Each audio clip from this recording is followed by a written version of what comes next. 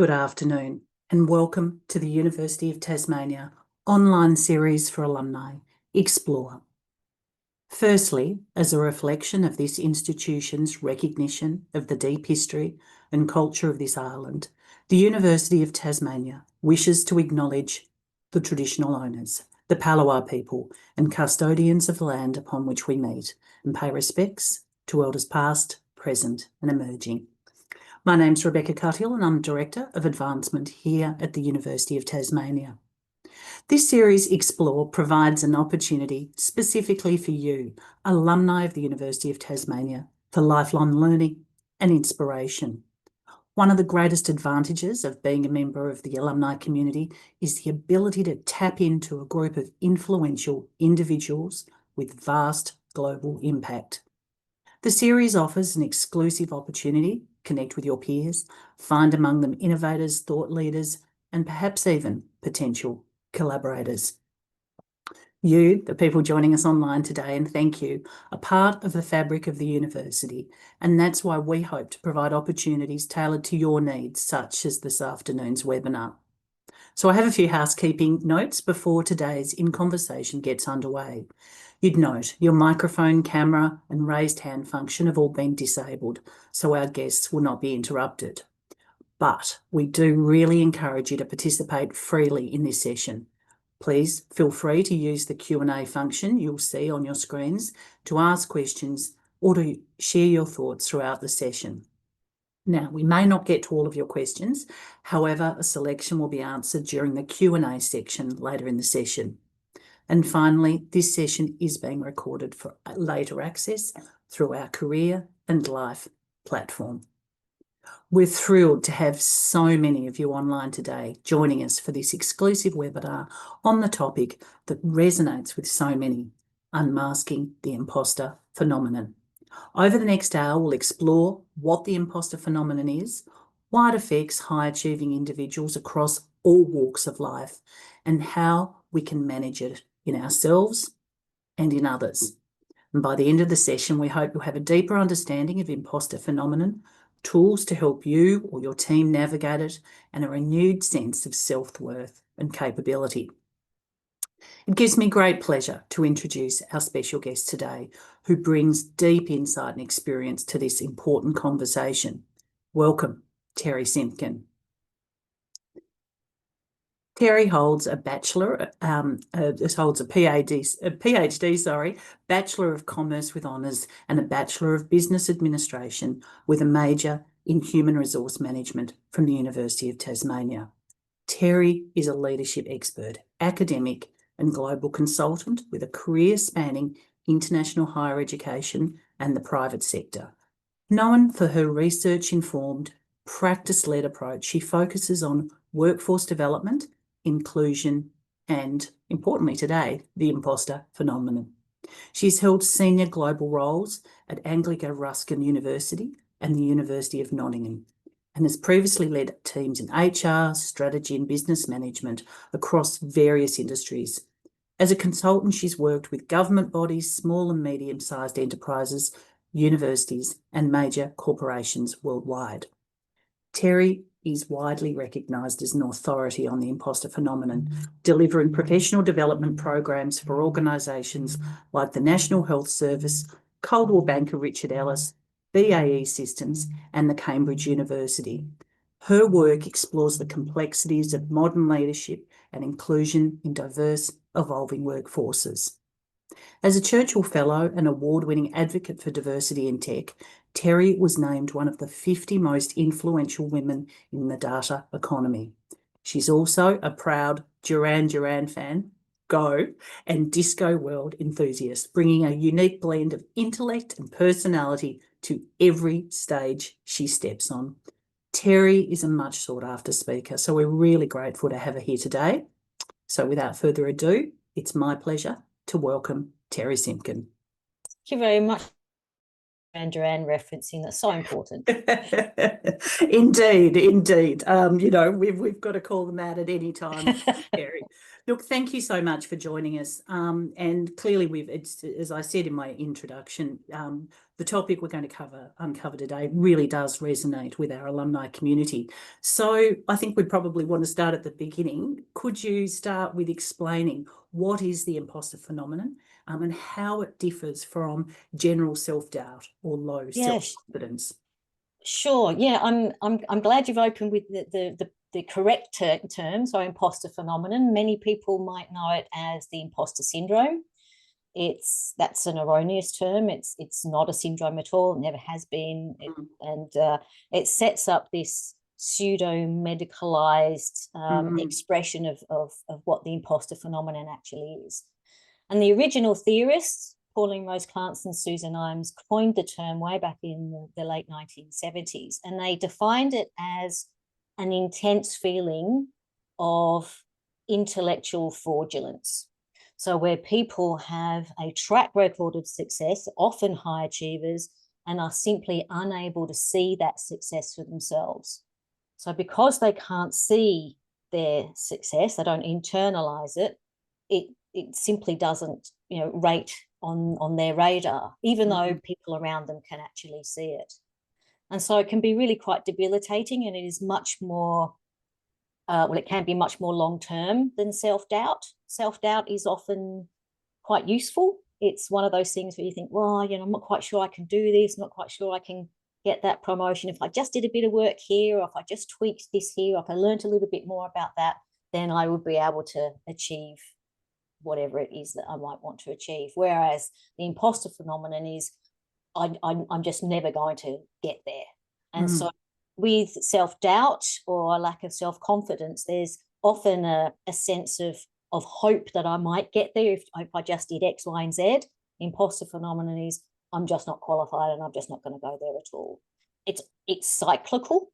So there is a suite of behaviors and thought patterns that sort of operate in a sort of a normative cyclical process, and that's what keeps people trapped in this ongoing sense of intellectual fraudulence. This, I shouldn't be here, I shouldn't be doing this, I don't deserve my success, over the long term, and that's what can be really tragic.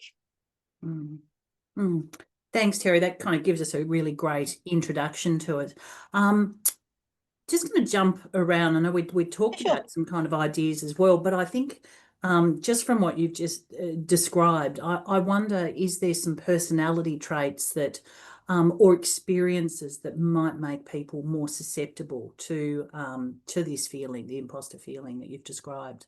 Yeah, there's been some research done on how it correlates with particularly the big five, personality traits, and there's sort of been an argument in particularly late last century around whether it's trait-based or whether it's context-based or whether it's personality-based or whether it's based on experience. And really sort of the weight of evidence is coming down. It's not necessarily associated with personality. It's not a personality trait. It is often associated with early childhood experiences that people have had, so that again, the very early research identified that people who as children were continually expected to perform well or to do, be perfect, or they are stacked up against their siblings as either their siblings were high achievers and they were never quite going to get there, or they were the high achievers and they were sort of put up as exemplars for other siblings, or indeed when you get to school you're put up as sort of put on a pedestal. So if I'm not 100% right, if I don't get this right the first time, if I don't do well in this, then I've failed. Those sorts of experiences are often lay down the foundation for an experience of imposter phenomenon later on in life. And of course, over time, we drag those experiences with us into adulthood, and they're sort of sitting on our shoulder, often sort of sitting, without overt recognition, sort of speaking in our ears and making sense of our world. In recent years, and it's certainly where my work is going, that it is context bound as well. So you have early childhood experiences, you have community expectations of what people should be doing, and so that's where sort of bias and stereotyping comes in. And then you've got often the workplace context, which sets up systems, processes, expectations, and behaviours which can profoundly exacerbate those early experiences and keeps it alive in adulthood. So it can be context bound. So people can experience it in one workplace and not another. They can experience it, say, in university, but not in the workplace, or in the workplace, but they've never experienced it before. And it is often preceded by a sense of otherness rather than, say, gender, for example. It's one of the myths that this is a female thing, that only women get imposter phenomenon. That's not true. It's actually been found to be experienced by different genders. And certainly, whilst the experience is common amongst genders, women experience it differently to men because of that community suite of expectations that is gender bound rather than the construct itself. If that makes sense. It does, but I'm interested with this gender myth. We were discussing it briefly before. Is it because women talk about it more, that there's that myth has arisen, do you think? Yes, and also it's difficult to get men interested in being party to research. My PhD student who's just graduated and has just written a fabulous book on this, she really struggled to find men who would be willing to come and talk about their experiences. And although we know that there is, often equality across who's actually experiencing this suite of experiences and behaviours and thought patterns, often men don't want to talk about it, or they put it down to something else. So it's but if that gender split is not unusual when we're talking about things that are can be often really emotional and deep-seated. So getting men to the table to talk about those experiences can be quite problematic. And also the original research was done on high achieving women, so that's probably where this has come from. But over since the late 70s, it's been explored across genders, across contexts, across across nationalities, across cultures, and across occupations as well. So Terry, you discussed before, it can be rooted in early childhood experiences. What's the age then that you would actually kind of see it manifesting, as you've described as well? I think there's a huge amount of work that's been done on university students. So when we start to think about the broadening of participation in higher ed and in the academic space, we're encouraging people from low socioeconomic backgrounds to come into universities, and it is often people from diverse cultures or low socioeconomic backgrounds, or people who perhaps women in engineering, for example, where they're underrepresented, men in midwifery where they're underrepresented, for example. Where we're starting to see people coming into these sorts of contexts, which are often perceived to be high pressure, and where often your work is scrutinized. So it's out there for people to see. So not only do you have this sense of otherness, but you also have this sense of scrutiny. We will often see it cropping up in university, and where that becomes quite stressful, we often see people dropping out of university because it's like, I just can't take the stress of feeling like I shouldn't be here. I don't see anybody like me in my cohort. I got here by some sort of mysterious process of osmosis or luck, and at some point or another I'm going to get found out. So you know what? I'm just going to dip out before I get the shame and disappointment of being asked to leave. Now, a lot of those ideas and those ruminations are absolutely not true, because, as we've said, people who experience this are often high achievers and have a track record of success and are eminently capable and qualified to do whatever it is that they're doing, be it coming to university or ending up in a certain occupation. But they just can't internalize it, and that creates this stress of needing to perform, needing to be perfect, needing to put in more and more work than is required, because they believe that they have to work really, really hard because look, I found myself in this space, and if I don't work really hard, I'm genuinely going to get found out. Yeah. Sorry, I've gone off on a bit of a tangent, but in answer to your question, Mm. we don't tend to see research done on children in this space, but certainly once we start to see it in early adulthood, and of course, other research goes on throughout careers. My own research looked at the experience of people, and that cut across early experiences of higher education right the way through to people who were just about to retire from professional occupations. And so it's not one of those things that as you become more qualified, you become more confident, ergo this goes away. This is something that can be yours to experience for the long term. Yeah, and as you touched on before, it can be cyclical and appear and disappear at certain times as well. And no apologies about going off tangents. This is a conversation, okay. And hopefully, this is what I'm sure what everybody is listening for today is those tangents and those interesting conversations. You've spoken before around owning your success. What does that look like in practice for somebody who's battling imposter thoughts, perhaps daily or less frequently? Yeah, that's a really good question. I just want to take up the point that you made there about experiencing it daily or less frequently. It's not something that you have, or it's not something that you've got. It actually, and it's not a binary thing that you have it or you don't. It actually exists on a continuum. So some people will experience it infrequently. Other people will experience it all the time, every day. One woman I spoke to as part of my research said that she drove herself to work half an hour early each day because she rebuilt herself to going to work knowing that this was the day that she was going to get tapped on the shoulder and told that she shouldn't be doing what she was doing. She had that experience every single day. Of course, she's a high-achieving person. No one was going to tap her on the shoulder, but she genuinely believed that this is what's going to happen. So in terms of how it sort of manifests itself, people often just will not internalize their own successes. So failure, in a contrary manner, will stick like Teflon, but success and good feedback and accolades will just slide off like Teflon.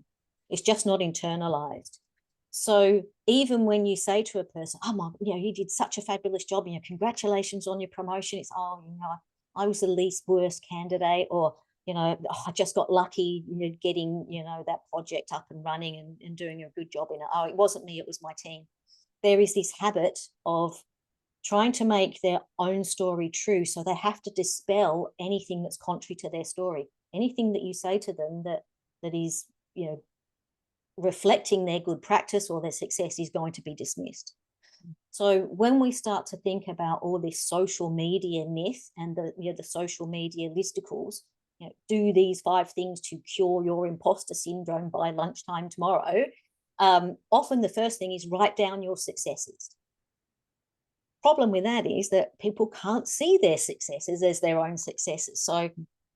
So one of the ways of actually addressing this, about owning that success, is about chipping away at the reticence to absorb and recognize the track record that people have stretching behind them.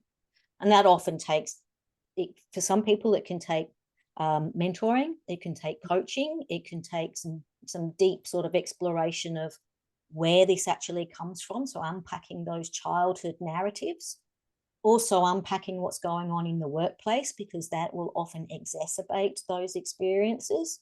So, implicit bias in workplaces, or, poorly constructed systems and processes, particularly around performance management and negotiation of pay, for example, because people can't put their successes on the table. Therefore, they are not necessarily able to work with systems to achieve promotions or pay rises, just as an example. So getting people to internalize that success often takes some work, and it is something that people can do by themselves, but it is often better if you're working with somebody else who can really not wriggle out, or not allow you to wriggle out of the the recognition of those achievements, the successes, the good feedback. So again, that was a sprawling response to that question, but getting people to the point where they can own their success often takes some time, particularly where people are experiencing it every day or in an intense manner. Yeah, no, terrific. Thank you so much. And it's brilliant to be kind of, exploding some of these myths as well as we go along as well. So as I touched on in my introduction to you, you've worked with leaders across a number of different industries.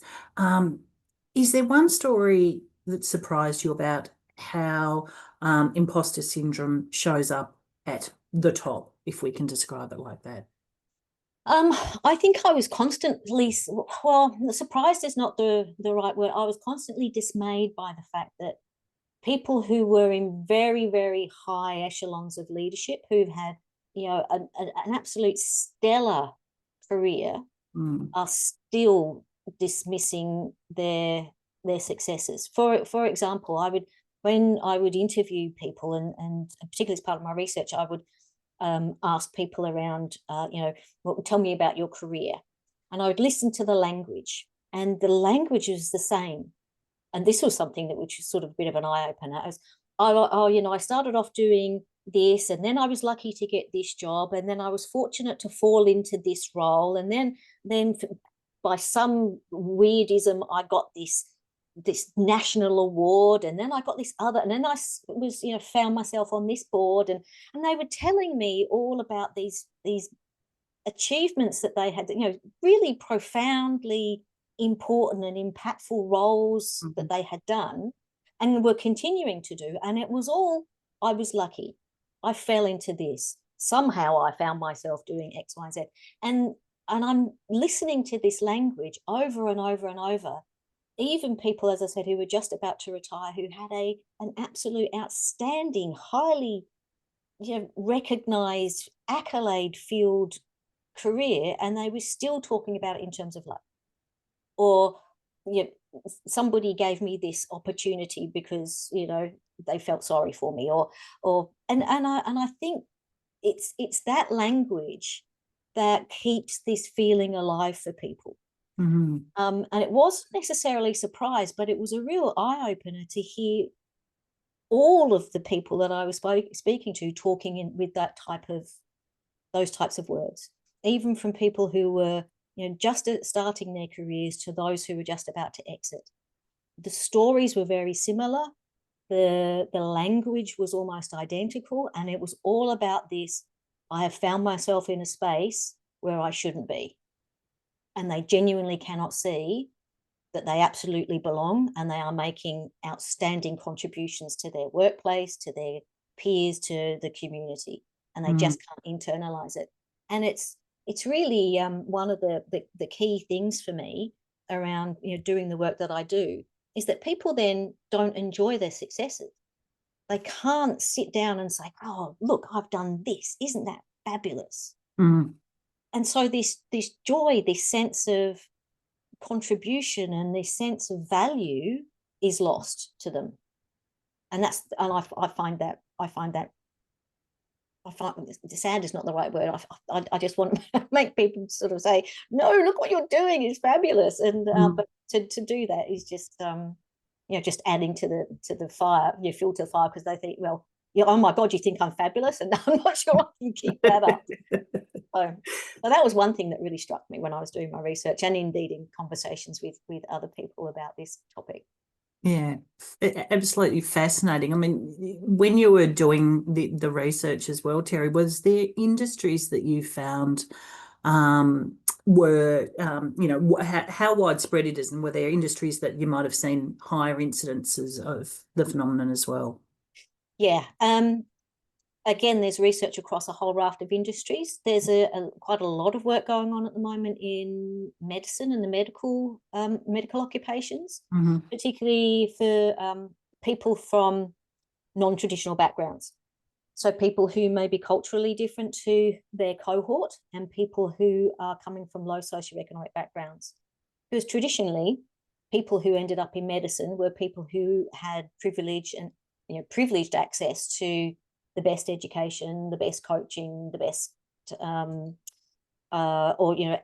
have come from families who have people in those families who have come through medicine or who have got professional education, and therefore there are exemplars for them to emulate. Where you don't have that background, you can often find yourself again feeling other, and I shouldn't be here, despite the fact that I'm intellectually capable, I've got the capacity and the human capabilities to undertake this job well. I actually shouldn't be here because I can't see people like me around.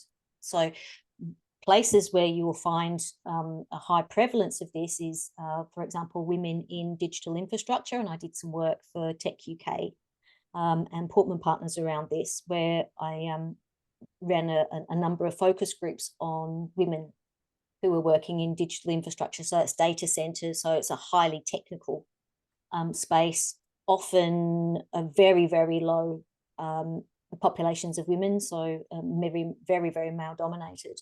And you will find high incidence of imposter phenomenon there, because women often come through different avenues to perhaps the rest of the engineers that they're working with, or again, they find themselves being treated as other and feel a sense of otherness because they may well be the only woman in the room in many instances. And of course, systems and processes in the workplace exacerbate that, because there's bias, there's discrimination, sadly, lots of sexual harassment, and so often women in those environments will leave, making a sort of a vicious cycle of women coming in, having poor experiences, coming out again, and so that population of women in those occupations stays low. And that's across many areas of tech. But the same can be said for men in non-traditional occupations such as early years teaching and midwifery. Again, it comes back to this sense of otherness. And I noticed that there was a question in the chat around research relating to neurodivergence and the experience of imposter phenomenon. And again, there's starting to be work done in this space. It's relatively recent. But again, it's that sense of otherness. I think differently. I may behave differently in this space. It's not necessarily accommodated in my workplace. Ergo, I feel other. I should be here, and my achievements are not necessarily the same as anybody else's, and I can't internalize them. So it's not doesn't necessarily follow, because you might have you might come from a non-traditional gender background or cultural background or socioeconomic background, or in this case be neurodivergent.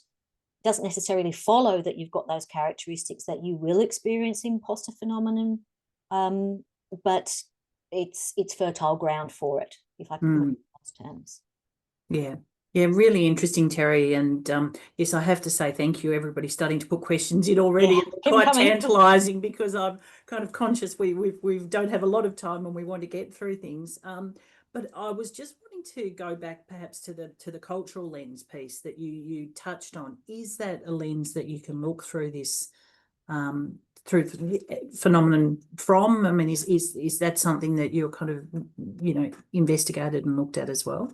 Yeah, and again, this was another surprise to me. I thought that there would be cultural differences. So I was interviewing people from Canada, the US, the UK, Europe, Australia, New Zealand, India, all sorts of different places. And I thought that I would see an influence of culture. And in fact, it sort of wasn't as profound as I thought. It comes back to this point of otherness. If I come from a cultural background, which is different to the space in which I find myself, and if the context in which I find myself is perhaps exacerbating that sense of otherness, that's where it comes. One person I spoke to was a woman from India. She'd gone through, she came from a professional background. Her family were all professionals. She was encouraged by her family and her education to go through engineering. There's lots and lots of women going through engineering in that culture, and she didn't experience imposter phenomenon until she moved to the UK and took up a job in the UK. So it wasn't that she was a woman in tech. She was a woman in tech in a certain context. Yeah. So in her background, where in where she came from, it was just usual for women to be in this space, where it's not so much in the UK. And that's where she found it. So it wasn't so much her culture. It came back to the sense of otherness. Yes. Yeah. Interesting. Yeah. So it is through a cultural lens. I don't believe that one culture will experience it more than others, but it is that context-bound piece. It's sort of activated, if you like, when a person takes all of that social learning, all of that expectation around where I belong and where I don't belong, and where my achievements can be owned by me or not. Mm-hmm. When you find yourself in a context where that makes you feel other, where it starts to exacerbate that sense of I shouldn't be here, or I'm going to get found out at any minute, that's it for me. It's highly contextual rather than cultural. Yeah, thank you. That's a great kind of unpacking of that particular kind of question as well. I mean, just broadly speaking, how common is imposter phenomenon? What kind of is sense of, can you give us a sense of what it looks like just more broadly in our community? There's a statistic that's been bandied about for a lot of years now, which is about 70%. And that was from a piece of research done some time ago in a certain context. If you explore what I've been exploring in terms of women in STEM occupations, that is up in the 90s. If you have a look at some other occupations where there is a deep sense of belonging, where people feel that they're able to bring their whole selves to work, to coin a bit of a trite comment, but it could be as low as 14 or 15%. So it is very context bound. Mm-hmm. So there's no definitive, oh well, 56% of the population will experience this. The other thing that complicates this, and again, it's another part of that mythology that has sprung up around the imposter syndrome in particular, is that some of the research is done on people who haven't actually gone through an actual recognized test for IP. So there's a number of tests that you can do. They're not necessarily diagnoses, but they give you an indication of your sense of IP. And often people conflate a sense of self-doubt with feeling imposter syndrome, as they would often coin it, or imposter phenomenon. So it's very difficult to pin down. It's like trying to nail jelly to the wall. It's very difficult because it's highly based on context. Every single person is going to have a different experience of it. As I said, some people can experience it today, but when they move jobs, they won't experience it tomorrow. So there is no definitive or seeing oracle who's come up with this is how many people are experiencing it, because often it's conflated with usual self-doubt and a lack of self-confidence. Yep. Whereas imposter phenomenon is quite a different thing altogether. It's part self-doubt is part of the experience, but it's not the whole story. And I was going to say, and usually self-doubt doesn't necessarily come with the same consequences of IP, which is often long-term, and it brings into play anxiety, depression, self-handicapping, burnout. So whilst often these the 5 listicles that you'll find how to cure your imposter syndrome will trivialize how you can the ease of getting over this. For people who experience it long term, it can have profound and quite distressing consequences, which is why I sort of get a bit exercised when people start trivializing this and packaging it up as if it was just a little bit of self-doubt, which it isn't. And frankly, there's nothing wrong with all of us feeling a little bit of self-doubt sometimes.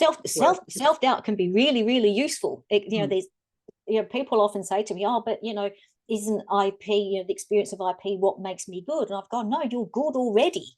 You should be able to feel good and internalize your achievements without the anxiety, depression, stress, burnout that actually comes with it. So self-doubt, really quite useful. Imposter phenomenon, not so much. Not so much. Yeah. No, I was thinking as you were talking about diagnosis and kind of landing on that magic number of how many people as well did make me ponder that we all like to do a bit of kind of, surfing on the net and, self-diagnosis and things as well. So I can understand why you're saying it's challenging to come up with that number. Look, I'm really conscious as I'm watching questions come in, and please, for those who are joining us today, continue to add more in. As I said at the start, whether we'll get to absolutely everything, Terry, I'm not sure today. We might do part one and part two of this session. But I'm going to turn now to a few questions. We both can see them, and I'm trying to package up a few questions I see here, because some early questions we received was really around the alignment between imposter phenomenon and anxiety or depression, and wondered if you could just talk a little bit about that. Sure. One of the key characteristics of the imposter phenomenon is a deep sense of needing to be perfect. And of course, perfect doesn't exist in the human condition. Just doesn't. Nobody's perfect. Nobody can be perfect. But what we often find as part of that imposter cycle, that normative approach, or the cyclical suite of behaviors and thought patterns, is that I need to do this thing. It needs to be absolutely perfect. If it's not perfect, or if I have a mistake in this, everybody will know that I'm not as good as they think I am. And so I have to work really hard. And often that means overwork, often preceded by a period of procrastination. So I'll put this thing off. I'll just kick it down the road because I know that it's going to be really hard, and I'm going to have to be perfect. And if I just put it off for a while, you can stave off that sense of anxiety. And then, of course, perhaps the deadline is looming. And so there's often a period of deep overwork. And so that can bring about this sense of anxiety. It can also bring about stress, burnout, if you're putting much, much more time and energy into something than is required. And again, I keep coming back to this point that we're talking about people who are eminently qualified and capable to do what they do. So if they just sort of cruised, it would be fine. But they're so fearful of being found out, of being not quite good enough, and the shame of being found out as you being a failure, that this sense of anxiety not only comes from overworking, it's also, once that piece of work, so for example, a report goes in, then there is the anxiety about, I wonder whether they'll find any spelling mistakes. I wonder whether it is what they really wanted. I wonder whether it's they're going to find me out because I'm sure it's all wrong. So there's this deep sense of anxiety about that, and over time that can turn into depression. To come back to that example I suggested about the lady who sits in her car, rebuilding herself every day. Can you imagine that deep sense of flight or fight? So it has that brick in your belly type of experience. So if you've ever had that flight or fight response, often that's what people are feeling all the time. Because I'm going to work, I'm going to get found out today. I've put that report in, now they're going to really find out that it's never good enough. Almost invariably, the report will come back. That was exactly what we wanted. Thanks very much. The client was really happy with that. Oh, well, it wasn't me, it was my team. I'm just going to dismiss all of that praise because, and they walk away thinking, oh, phew, I got away with it again. That over time, and as we've said, imposter phenomenon is often a long-term experience because it's deeply ingrained. That over time can lead to, anxiety, burnout, stress, depression, self-handicapping. And sometimes, people will go, you know what, the next step I take, the next project I take on is the one where I'm going to get found out. Oh, I just can't take that stress anymore. So I'm just going to bow out. I'm just going to sit here bobbing along in the middle under the radar, not taking the next step into perhaps promotion or a different job or different project. And so their value, their capabilities are being diminished. And that in itself can bring great stress, because if your capabilities are not being used, then your stress is associated with underwork as well as overwork. So if you're not necessarily bringing capabilities to the table, that can be really disenfranchising and disappointing to individuals as well. So it's really complex and multifaceted. Yeah. No, terrific. And thank you to those who kind of asked those questions as well.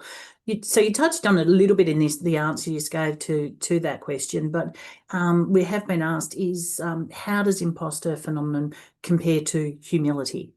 What does... Good question. Yeah. People who speak with humility can see their achievements, but may put them out to the world in diminished terms. So somebody might, get awarded, something from their industry, for example, and they'll say, well, I was privileged to be recognised for this work, and this is the work that I did, and this is what I got this award for. And they may not necessarily, may not put it on LinkedIn, they may not, blow their own trumpet, but they can see that their achievement, and they can understand how they've actually come to have that achievement, and how other people have seen their own capabilities. People who experience imposter phenomenon genuinely cannot see their achievements. So there's nothing to be, there's no humility there, because they are genuinely disregarding things. It's not, I know that I've had this achievement and I'm just sort of, putting it out to the world on the lowdown, or, being quite respectful of the achievement that I have had. I'm not blowing my own trumpet. It's not that. It's, I genuinely cannot see it. You're giving me all this really good feedback, but I shouldn't be here, and I'm just skating by the skin of my teeth on this. Whereas everybody else can see that individuals' capabilities, their qualifications, and their talents, they just are unable to internalize it. So there's the difference. Yeah, terrific. And I think that actually answers one of the other questions that we will put in there, and forgive me if I'm wrong, but I think we've already really picked it up, which is around language used in telling stories. So the question is, I wonder if there's an element of not wanting to be a tall poppy and opening themselves up to be cut down. But I think what you're saying is actually they don't see that's They not don't see it at all. at all. Yeah. So often people who are refraining from sticking their head above the parapet as like, I know that I've got this track record of success. I know that I've got these achievements, and people around me might not necessarily be as happy about my achievements as I am. So I'll just keep my head below the parapet rather than having it blown off. Mixed metaphors there, but I get the point. So I think there's one here that it's probably a bit of myth busting you might like to go. Is there evidence, the question asked, of attention-seeking behaviour? Well, there was a piece of research that looked at this, and it sort of landed on the side of that. There was a theory that people were attention seeking, and that people who were invoking sort of imposter posturing, if I can put it in those terms, to get that attention. And they found that there were so few people who are actually in that space that you cannot apply that to the majority of people who are experiencing this type of suite of behaviors and thought patterns. So yes, the research has been done, and it was found to be absolutely minimal in the cohort that they were looking at. So under normal circumstances, people who do experience this are not attention seeking, and in fact, a characteristic of the imposter phenomenon is, and it's one of the paradoxes, I want to be the best, I want to be perfect, I want to be to know that my work is exemplary, but I don't want the scrutiny that comes with it. One person said to me, I would much prefer to be an invisible first than a visible second, because the visible second is the first loser. So there's this, I know, it's just like, oh, okay. So there is this deep disquiet with being out there, having the accolades, particularly in public, or having the scrutiny, because having scrutiny around good work means, oh my God, I've got the pressure of having to keep this up. I did that really good work by accident. The next thing that comes up, and if I'm scrutinized, and if I'm expected to keep this good work up, then that scrutiny is going to bring shame when inevitably I have a failure. But that inevitability just isn't going to happen. It's, you know, it's inevitable in the person's mind, but it is Yeah. not necessarily out there because people are capable, competent, you know, Yeah. highly qualified to be doing what they're doing. Yeah. Thank you. Thanks, Terry. Well, a bit of a question back to kind of the cultural lens that we were talking about before. So the question is, this fits with individualistic cultures. How does this compare, the question asked, with more collective cultures, or do you see that? Yeah, it's a really good question. And I think if a collective culture has a deeply embedded sense of belonging, you are likely to see less of an experience of imposter phenomenon. Mm. I haven't seen any explicit research done on collective cultures versus individualistic cultures, but if we think about characteristics of both, the collective culture is one where everybody feels like they're belonging. They have where they belong. They have a mutual sense of mission. They have perhaps a collective idea of value. They have perhaps, you know, collective decision making. That, you know, scrutiny is not on the individual; it is on the collective achievements. You're basically chopping off imposter phenomenon, you know, that fertile ground. You're basically not allowing it to sprout the green shoots, if you like, of imposter phenomenon. Whereas in individualistic cultures where success is all about my success and not my success in collaboration with others, you know, it's often, well, I'm going to put myself out there for scrutiny, and you know, that success has to come to me. That if I fail alone, rather than, you know, being as part of a team that perhaps doesn't quite meet the demands of the project or the job or whatever it might be. So I think individualistic cultures are more likely to have a lesser sense of belonging, but not always. It doesn't necessarily follow, but it's probably more likely, rather than collective cultures, which are more likely to be more inclusive and have that sense of belonging. Yeah. That would be my guess. Excellent. So terrific question, and hopefully a new avenue for some research, Terry, at some point. Well, yeah, keep them coming. But I think, you know, when we start to look at this as in terms of workplaces, workplaces who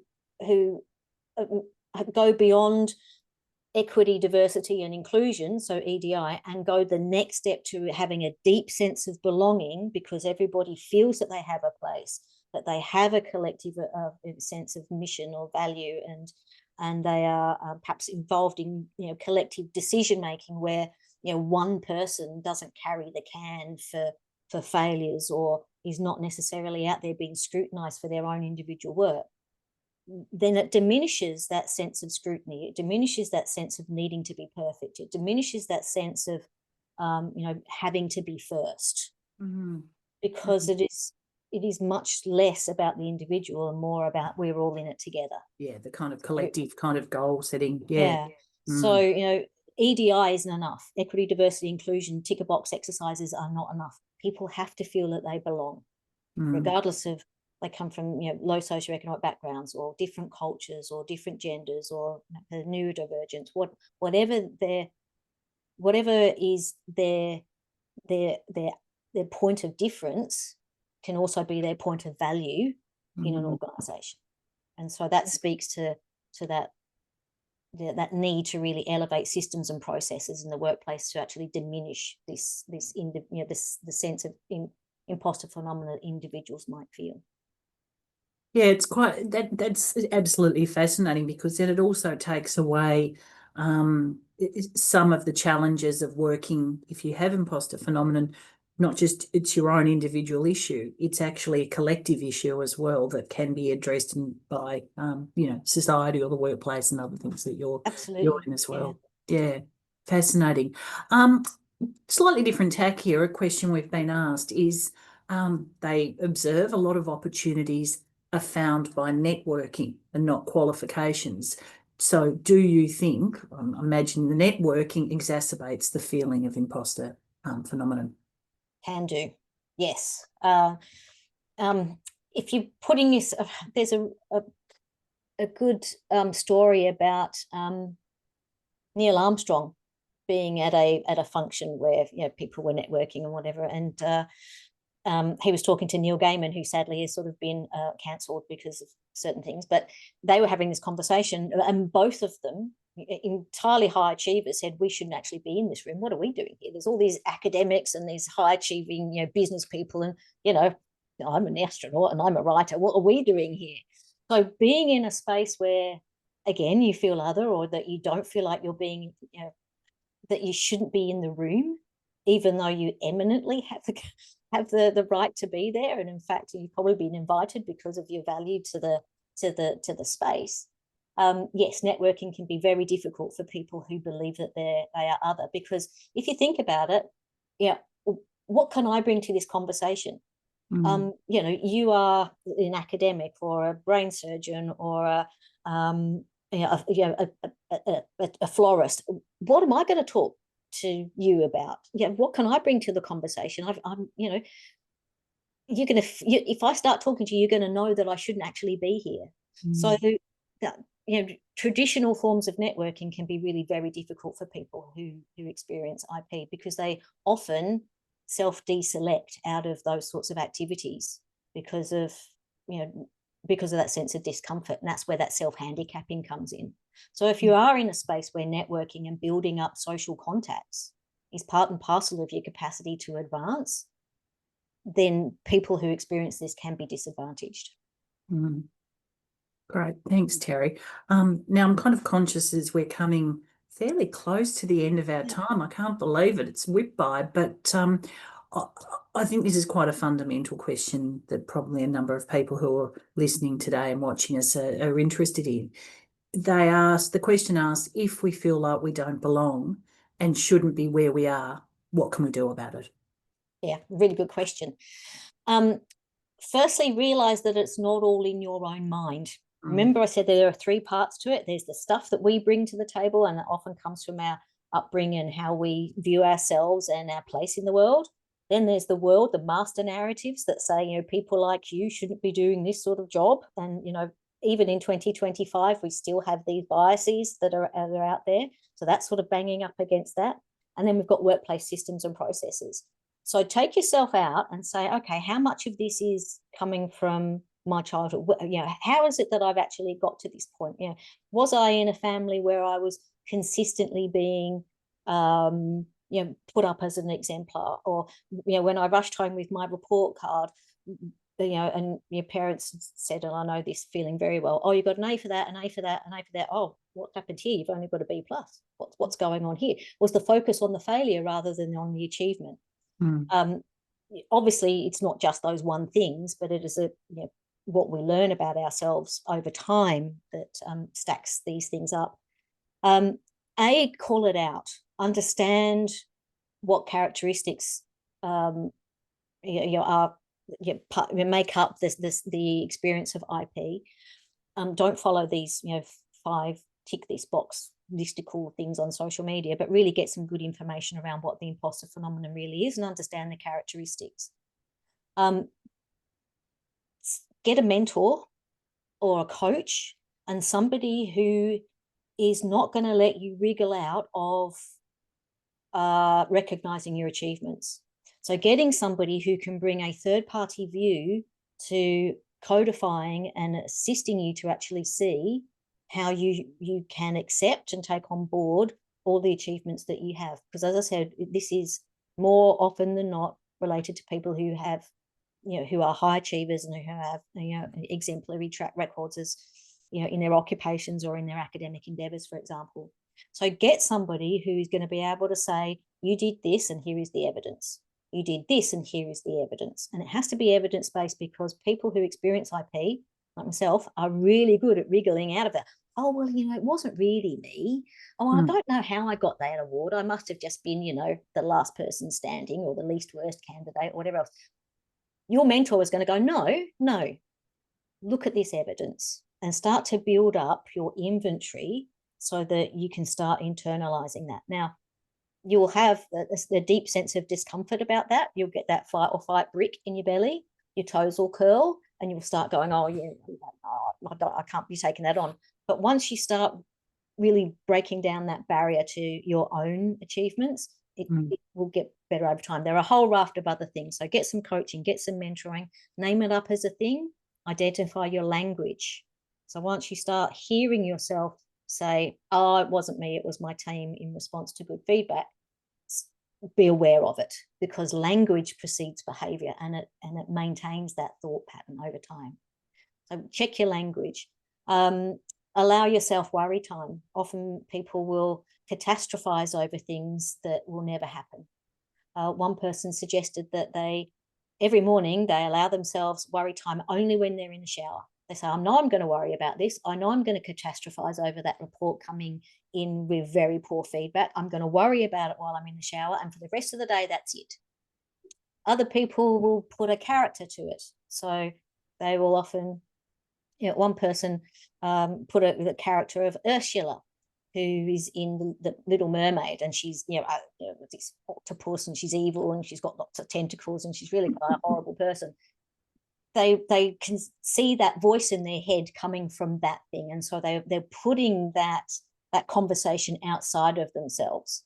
Mindfulness is really good. Putting yourself into the moment where am I really convinced that the good feedback that this person is giving me is not mine to own in the minute. So you're not thinking about what's going to come, the catastrophizing. So mindfulness brings you back to the minute, and you're not worrying about what's gone in the past. You're saying, well, no, I can own that because I'm coming back to the moment. So mindfulness is very good as well. There's a raft of things that you can do, and it will be different for each person, because different people have different stories about how they've come to be an adult and what stories they've dragged with them from childhood. Wonderful. Thank you so much, Terry. I'm very mindful of time. We're coming very close to the end. So thank you so much. I hope everybody who's been listening feels that they've received good information. No listicles here with us. It was terrific to have you join us, do a bit of myth busting and really unpack today the imposter phenomenon for us.